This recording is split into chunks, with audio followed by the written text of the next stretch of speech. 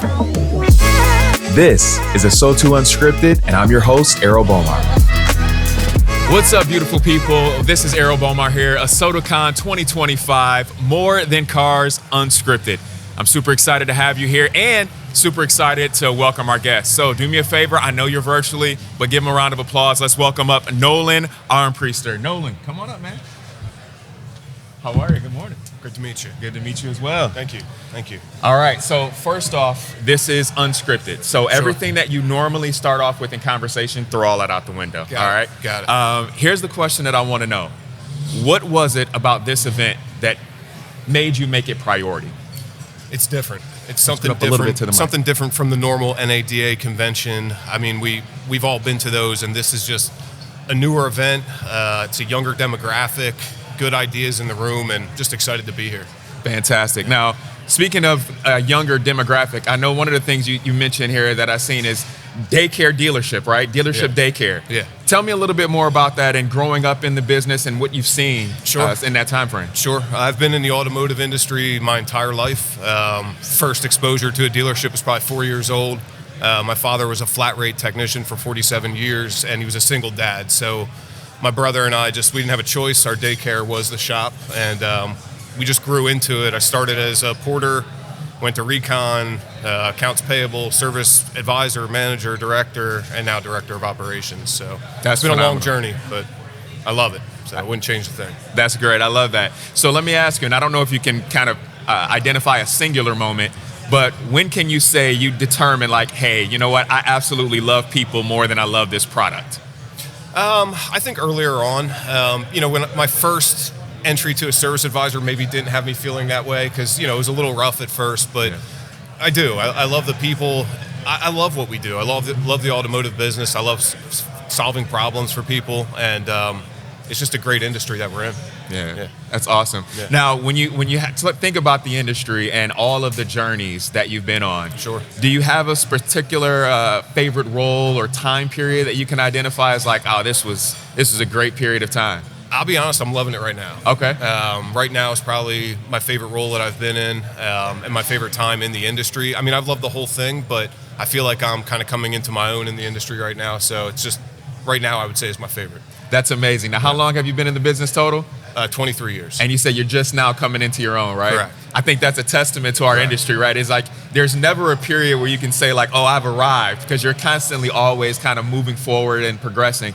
So what is it about this time that you can specifically say like, this is why this period is my favorite, and you're really, like you said, hitting your full stride? The changes in the industry. I love remote services, mobile service, pickup and delivery. I love changing the guest experience, changing the way we think of people from customers to guests. I just think the way the industry is moving right now is so positive, and for years it was so antiquated that it's nice to see it moving forward. Yeah, I do agree with that. I think you're right. I think it is really becoming, that more about the people, more about the experience, not just necessarily about the bottom line, so to speak. 100%. And so what are some ways that you've identified through mobile servicing or just in your day-to-day role that you've been able to shift that paradigm, where you've seen the impact that you've been able to have on people? Yeah, I mean, we jumped into mobile about 4 years ago, but we really got into it maybe 2.5 years ago. Okay. And just the reception that we get from people. I mean, last year at our main store, we did 24,000 appointments with mobile service. So we're identifying a need, and we're filling that solution for customers, which is powerful, and I think that you're going to see that continue to grow, and we just hope to be a player in that space, for years to come. So. That's amazing. Now, I know 24,000 is a lot, but out of those 24,000, is there any particular stories or experiences that stand out or that are memorable to you? I mean, we've had some hero type stories, fleets breaking down on the side of the road. We send our guys out, take care of them right away, eliminate downtime, paying for tows or anything like that. So, just being there for the guest when they need us, on the spot seems to be huge. That's awesome. That's awesome. So what about at the end of the day, right? So for you come home, end of the day, what's that like? And when you've had a really good day, and or when you've had one of those difficult days, how are you managing that? To be honest with you, I like to go to the gym. I like to train jiu-jitsu. I like to do things to get energy out, but I don't really look at them as good or bad days. We just have to find solutions to the problems that are in front of us and just figure it out and move forward. So there aren't really good or bad. They're all good days, really. There you go. Yeah. I love that perspective. And I think the reason I asked that question is because I think that perspective is very important with managing what comes up. If there's an adversity or a roadblock or something that is in that way, it's like, hey, how am I going to pivot? How am I going to overcome? How am I going to tackle that for that particular day? 100%. So I think that's great advice. Now, I know you mentioned this is your first ASOTUCON, right? Yes, sir. Well, congratulations. Thank you for being here and welcome. For any of those people that might watch this later on, any bit of advice that you've experienced so far that you say, hey, this is why you want to get here next year?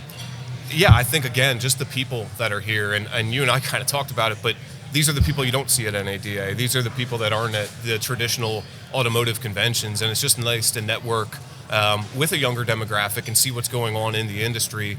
Hear some best practices and see if we can implement them back in our stores. That's great. I love that. Now, what about before we wrap up, any information that you want to share? Where can people find you if they want to know more about what you're doing in the mobile service space or anything like that? Where can we find you? Sure. You can reach out to me on LinkedIn.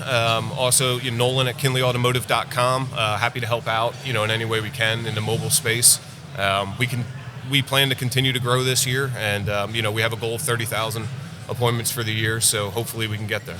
That's amazing. Now, I've got to ask, because 30,000, I'm trying to wrap my mind around the 30,000, right? So when you say, hey, we're looking at increasing, what are some actionable ways that you're like, how does that happen? Because for me, I'm thinking like, okay, how many minutes is each point? Like I'm trying to calculate, but it's difficult. I mean, I have guys on the road that are always getting new fleets for us. Okay. So the business just continues to grow every day, and as we see that growth, we'll order more vans, we'll hire more technicians, and we just keep expanding from there. So, we're hoping to have about 40 to 45 vans by the end of the year, maybe around 50 technicians, and see what we can do from there. Wow. So. Now, these technicians that you're bringing in, are they new technicians? Are you training them up? Are you finding guys? Because I know from a technician standpoint, it's tough. It's tough. It's tough. I mean, we have 3 different arms of our mobile operation, so we do take some entry-level guys initially, but for our repair teams, we do look for more experienced guys, and typically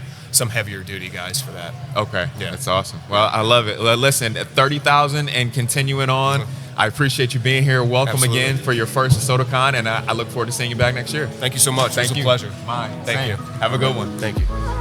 All right, guys, you heard it there first. Unscripted, 30,000 mobile service appointments. That's amazing. I think that's great. All right, we're going to be back here just a moment. Again, this is ASOTUCON 2025. I'm Errol, and this is Unscripted. We'll see you soon.